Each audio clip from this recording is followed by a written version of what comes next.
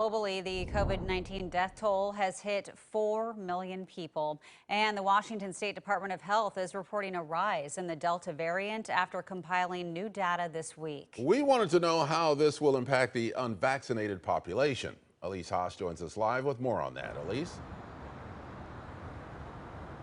Ken and Jenny, the Washington Department of Health says that the people who are most at risk that are unvaccinated is that age group of 65 and older. And they tell me that 20% of that population still has not gotten vaccinated. And they say the best way to protect yourself and protect people who can't get vaccinated for whatever health reason, or protect people who are ineligible, like kids, is to get your shot. And they assure me that they're doing everything they can right now to reach those people who haven't been vaccinated yet. But in the meantime, health officials in Washington are recommending that people who aren't vaccinated use the second best method of protecting themselves by wearing a mask, washing hands, and keeping distance from others.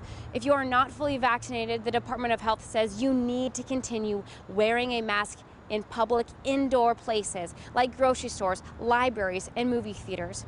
And in order to track all of these variants of concern that are spreading right now, Governor Jay Inslee's office and the Secretary of Health closely monitor that surveillance reports on a daily basis. They work with several research centers to develop modeling situation reports every other week.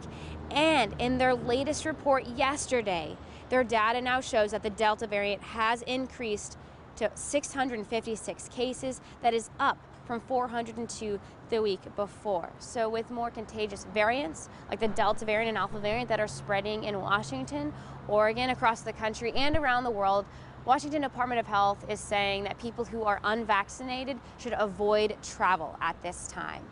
Reporting live, Elise Haas, KOIN 6 News. Thank you very much, Elise.